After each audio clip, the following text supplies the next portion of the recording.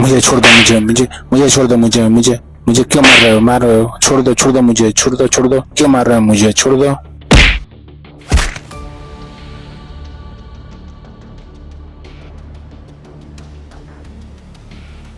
छोड़ दो हमारे प्रिंसिपल को, छोड़ दो, इसीलिए कहता हूँ कि जितना भागना है भाग लो। छोड़ दो मेरे प्रिंसिपल को, छोड़ दो। मैं जितना बचना चाहते हो बच लो, जितना भागना चाहते हो भाग लो। छोड़ दो मेरे प्रिंसिपल को। इसके मुंह पर टेप लगा, इसके मुंह पर, जल्दी से टेप लगा इसके मुंह पर। बहुत बोलता है ये, इसका मुंह बंद नहीं होता है, लगा इसके मुंह पर टेप। प्रिंसिपल सर को क्यों मार रहे हो? छोड़ो उन्हें, छोड़ो। हम लोगों ने ये स्कूल हाईजैक कर लिया है। अगर किसी ने ज्यादा स्मार्ट बनने की कोशिश की ना तो पहली गोली उसी के सर पे मारूंगा। ओए प्रिंसिपल के बच्चे, तू क्या समझ रहा था हम लोगों को कि तू बच जाएगा हम लोगों से? मुझे लगता है कि आप लोग गलत जगह पे आ गए हो। यहाँ आपको कुछ नहीं मिलेगा। हाईजैक करना है तो कोई बैंक जाकर हाईजैक करो, ट्रेन हाईजैक करो, प्लेन हाईजैक करो। ये स्कूल में क्या मिलेगा आप लोगों को? छोड़ दो हमारे सर को। मिक्की सही बोल रहा है। मैं बहुत बड़ा डाकू हूँ, तुम लोगों ने मुझे बेवकूफ समझ के रखा है क्या? अगर ज्यादा होशियारी दिखाई ना तो पूरे स्कूल को बम से लगा के उड़ा दूंगा। काश यार मैं आज स्कूल ही नहीं आता। क्या होगा हमारे स्कूल का यार? कुछ नहीं होगा, बचाना पड़ेगा। हाँ भाई, खुद को हम बचाएंगे। खुद को नहीं, पूरे स्कूल को बचाएंगे। तू देख, मैं इन लोग का वीडियो बना लिया हूँ।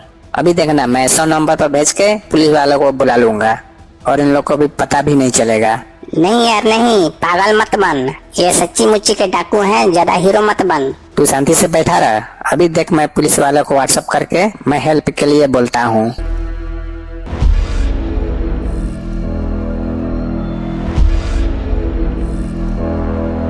अगर किसी की भी आवाज आई तो तुरंत गोली मार दूंगा उसको। चलो रे, अपने घर का नंबर बताओ। बता नंबर। 2005-8513-732। हेलो, हाँ जी, छोड़ो। मैं तुम्हारे पति को स्कूल के अंदर किडनैप करके रखा है। अगर उसको बचाना चाहती हो तो फिरौती के 5 करोड़ रुपए लेकर फटाफट स्कूल चले जाओ।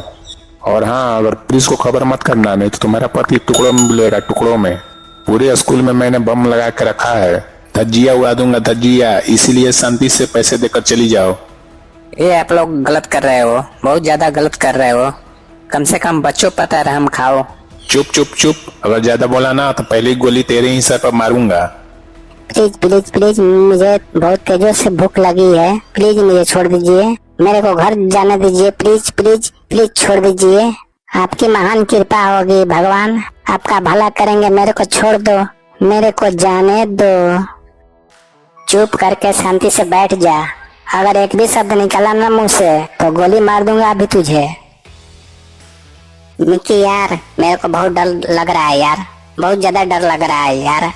इन लोगों का बंदूक तो देखे यार। प्लीज यार भाग चलते हैं यार किसी भी तरह से। पागल है क्या तू? हम लोग इतने भी डरपोक नहीं है कि अपने दोस्तों को मुश्किल में छोड़कर हम भाग जाएं। ओए टोपी, चल खड़ा हो जा। खड़ा हो, बहरा है क्या? सुनाई नहीं दे रहा तेरे को? चल खड़ा हो, जल्दी से खड़ा हो। मत मारिए मेरे दोस्त को, प्लीज इसे छोड़ दीजिए, इसे छोड़ दीजिए, प्लीज छोड़ दीजिए। इसके बदले मुझे गोली मार दीजिए, लेकिन इसे छोड़ दीजिए।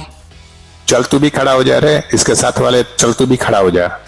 अब मैं पहली गोली चलाने जा रहा हूँ। तुम दोनों पहले ये बताओ, इन टीचरों में से पहली गोली किसको मारूं? कौन बच्चों को ज्यादा परेशान करता है? कोई नहीं जी, कोई नहीं। दोनों टीचर बहुत अच्छे आदमी हैं, बहुत अच्छा पढ़ाते हैं दोनों। झूठ मत बोलो, कोई ना कोई तो होगा। बताओ किसको दूर कर दूं तुम्हारी जिंदगी से हमेशा के लिए, जिससे तुम लोग तंग हो चुके हो। बताओ, तुम्हारी परेशानी दूर कर देता हूँ, बताओ।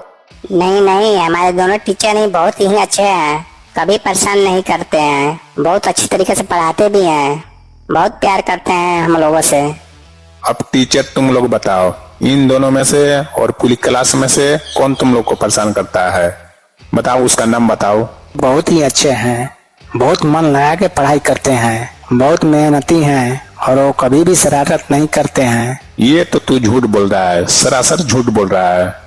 पहली बार मैंने देखा है किसी टीचर को जो बता रहा है कि पूरी क्लास के बच्चे सब अच्छे हैं। बहुत अच्छा स्कूल है ये, टीचर भी खुश और बच्चे भी खुश। ऐसा स्कूल तो मैं पहली बार देख रहा हूँ। मैं माफी चाहूंगा, पर एक बात तो मुझे बता दीजिए, आप लोगों को मेरे से क्या दुश्मनी है? मेरे स्कूल से क्या प्रॉब्लम है आपको, बता दीजिए। हमने आपका क्या बिगाड़ा है, ऐसा हमने क्या कर दिया बताओ। इस स्कूल से मुझे पर्सनल दुश्मनी है। कभी इसी स्कूल में इसी बेंच पर बैठकर मैं कभी पढ़ा करता था। मैं भी यहीं पढ़ता था। मेरे पिताजी बहुत गरीब इंसान थे। मेरे भी वो मेरे स्कूल की फीस नहीं दे पा रहे थे। मेरे भी पिताजी स्कूल की फीस नहीं दे पा रहे थे। फिर इस प्रिंसिपल के बच्चे ने फीस न देने के कारण मेरे को 10वीं का पेपर नहीं देने दिया, जिस कारण मैं फेल हो गया और मैं एक प्रोफेशनल डाकू बन गया। जब आप लोगों के पास फीस देने के पैसे नहीं थे तो आप लोगों को प्रिंसिपल के पास फीस माफी की अर्जी दे देनी चाहिए थी, तो प्रिंसिपल साहब फीस माफ कर देते हैं।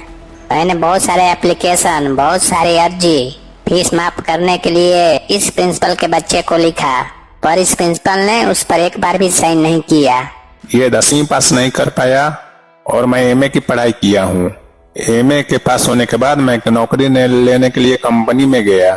कंपनी वालों ने मुझे धक्के मारे और मैं दुकान पर काम करने गया तो वहां पर मुझे चोरी का इल्जाम लगा के दुकान से धक्के मारे और खुद का बिजनेस स्टार्ट किया मोहल्ले में मुर्गा काटने के लिए। तो मोहल्ले वालों ने मुझे धक्का मार के निकल दिया। उसके बाद कुछ दिन घर पे पड़ा रहा तो घर वालों ने धक्के मारे और अब मैं भी धक्का खाना छोड़ दिया, रिश्ते और रिश्तेदारों को भी छोड़ दिया और मिल गया इनके साथ और मैं बन गया डाकू। अब मोहल्ला हो, शहर हो, सारा कोना छोड़ दिया। मुझे तो ये नहीं समझ में आ रहा है, जब आप कहीं नौकरी लेने जाते थे तब उन लोग मना क्यों नहीं करते थे, धक्के क्यों मारते थे? इसको गोली मार, इसको मार मार मार, इस गंजे को गोली मार। बोल रहा हूँ कि मैं तुम लोग शांति से बैठे रहो। शांति से नहीं बैठा जाता है तुम लोग को।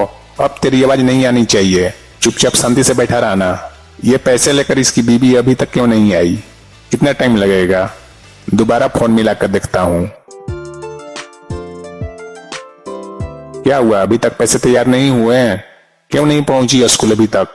आ रही हूँ जी, आ रही हूँ। मैं जल्दी ही पैसे लेकर आ रही हूँ। आप ऐसा गलत काम मत करो, आपकी भी माँ बहन होगी। डाकुओं की कोई माँ बहन नहीं होती, वैसे भी उनके माँ बहन करते रहते हैं। हम लोग डाकू इसलिए बने हैं कि हम लोग का भी सपना है कि हमारे पास गाड़ी हो, घर हो, खुद का बिजनेस हो, इज्जत हो हमारी लोगों में, कि लोग हमसे डरें। लेकिन इस समाज ने हमको कुछ नहीं दिया है, कुछ नहीं दिया है, कुछ नहीं दिया है।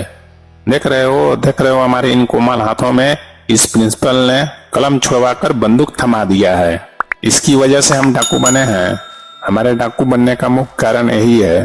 कालू, इन लोगों का टाइम थोड़ा वेस्ट कर यार, पुलिस आ रही होगी। किस तरह से इन लोगों का टाइम हम लोग बर्बाद करते हैं, इनको रोक के रखते हैं हम लोग। उस बेचारे को क्या हुआ है, वो चुपचाप खड़ा है उधर साइड में। उसको क्या हुआ था, वो कैसे डाकू बना? इसके घर में कमाने वाले सिर्फ इसके पापा थे और ये घर में बैठ के मुफ्त की रोटियां तोड़ता रहता था। और जब इसके पापा नहीं रहे तो हमने इसको अपने ग्रुप में शामिल कर लिया ताकि ये भी कुछ 2-4 पैसा कमा सके, अपना गुजारा कर सके। अब मुझसे इंतजार नहीं हो रहा है। अब मैं इस प्रिंसिपल के बच्चे को गोली मारने जा रहा हूँ। इसकी बीबी लगता है कि नहीं आएगी, अब पूरा स्कूल उड़ा दूंगा मैं। नहीं नहीं नहीं, ऐसी गलती कभी मत करना, ऐसी गलती कभी मत करना, ऐसा ना करो ना करो। मेरी बात सुनो, इस स्कूल से पढ़कर जज निकले हैं, वकील निकले हैं, पायलट निकले हैं और इंजीनियर निकले हैं। वो सब यहाँ से बच के निकले होंगे ताकि प्रिंसिपल उन सब के ऊपर कोई जुर्म न कर पाए। मैं भी इस स्कूल से निकलकर एक बहुत बड़ा और मशहूर डाकू बन चुका हूँ। मेरे पापा बहुत बड़े डाकू थे, उनसे पूरे शहर के लोग डरते थे। फिर आगे क्या हुआ? पुलिस ने उनके सर पर इनाम रखा था पूरे 1 करोड़ रुपए का। जो मेरे पिताजी को जिंदा या मुर्दा पकड़ के लाएगा, पुलिस उन्हें 1 करोड़ रुपए देगी। फिर क्या हुआ? आपके पिताजी जिंदा पकड़े गए या फिर मुर्दा? वो मुर्दा पकड़े गए थे। ओहो, तो फिर वो इनाम किसको मिला? मुझे मिला, मैंने पकड़वाया था अपने पिता को, मुर्दा। आप तो बहुत खतरनाक डाकू हो, आपसे मुझे डर न लगने लगा है। ये तो कोई खतरनाक वाली बात नहीं, इससे भी खतरनाक मेरे दादाजी थे। मतलब आपसे भी खतरनाक आपके दादाजी थे, उनके बारे में भी थोड़ा बता दीजिए हम लोगों को। उनके भी चरित्र पर थोड़ा प्रकाश डालिए, पता नहीं एग्जाम में आ जाए। जब मेरे दादाजी किसी के घर डाका डालने जाते थे ना, तो उसके घर पर 4-5 दिन पहले ही चिट्ठी भेज देते थे कि मैं 5 तारीख को रात को 11 बजे मैं चोरी करने आऊंगा। आपका अपना मंगल डाकू। जब चिट्ठी मिलती थी तो पूरे गांव वालों को पता चल जाता था कि किस दिन डाकू आएंगे। नियम और वसूल के इतने बड़े पक्के थे ना कि जिनके नाम की चिट्ठी होती थी केवल उन्हीं के घर में डाका डालते थे। आपके दादा का हेल्प कौन करता था डाका डालने में? कितने लोगों का ग्रुप था आपके दादाजी का? उनके पास 100 घोड़े और 60 डाकू थे जो साथ में डाका डालने जाते थे। क्या 100 घोड़े और 50 आदमी? मतलब कि एक आदमी 2 घोड़े पर एक पैर रख के खड़ा होता था ना, अजय देवगन के स्टाइल में डाका डालने के लिए। अरे टोपी, ज्यादा दिमाग लगा मत तू। शिफ्ट में चोरी होती थी। कहने का मतलब एक रात में 2 चोरियां। एक बार पहले 50 घोड़े, उसके बाद दूसरे 50 घोड़े, क्योंकि घोड़े थक जाते थे ना। मतलब कि खतरनाक वाले डाकू थे। कभी पकड़े नहीं गए पुलिस के हाथों? डाकू थे पर दिल के बहुत अच्छे इंसान थे। एक बार मेरे दादाजी ने एक गांव में चिट्ठी डाली कि 15 तारीख को रात को 2 बजे डाका डालने आएंगे, आपका अपना मंगल डाकू। फिर उधर से चिट्ठी आई उनके घर से कि हमारे घर एक लड़की की शादी है, हमारे पास दहेज देने के लिए कुछ नहीं है, यहाँ आकर अपना टाइम बर्बाद ना कीजिए। फिर मेरे दादाजी वो चिट्ठी पढ़ते पढ़ते रोने लगे और बहुत ज्यादा इमोशनल हो गए। फिर इधर से दादाजी ने फिर चिट्ठी लिखी कि आप लोग टेंशन मत लो कि मंगल डाकू अभी जिंदा है, जैसे तुम्हारी लड़की है वैसे हमारी ही लड़की है, कि जिस लड़की के ऊपर मंगल डाकू का हाथ हो उस लड़की की शादी बहुत धूमधाम से होगी।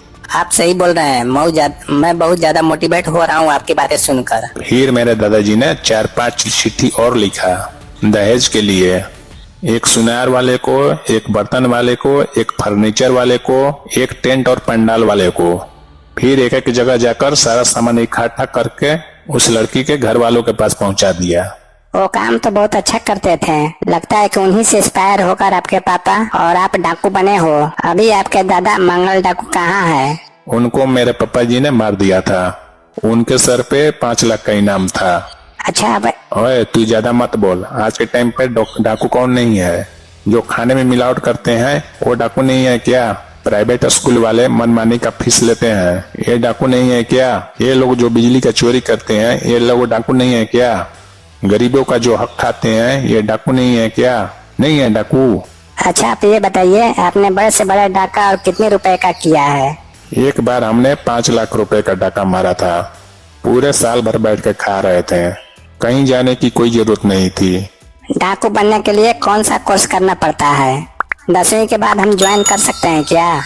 ये डाकुओं की भर्ती जून जुलाई में शुरू होती है। फॉर्म भरिए, अगर आपका तो फिर फिजिकल टेस्ट देना पड़ता है जिसमें आपसे दौड़ लगवाया जाता है, रस्सी कूदाई जाती है, दीवार फाड़ना सिखाया जाता है, दीवार में छेद करना सिखाया जाता है, छोटे और बड़े छेदों से भागना सिखाया जाता है, अंधेरे में देखने की ट्रेनिंग दी जाती है, एक जगह पर सांस रोककर घंटों खड़े रहने की ट्रेनिंग दी जाती है, मार खाने की ट्रेनिंग दी जाती है। एक बात समझ में नहीं आ रहा है, थोड़ा सा डाउट है मेरे का। मतलब कि दौड़ने की ट्रेनिंग क्यों दी जाती थी जब आपको घोड़े दिए जाते हैं तो?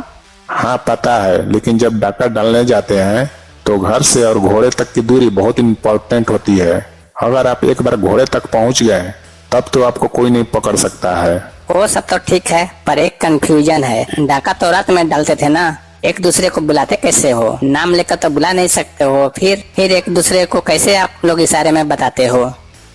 हमारे पास कुछ सीक्रेट आवाजें होती हैं जो हमें ट्रेनिंग के दौरान सिखाई जाती है, जैसे कि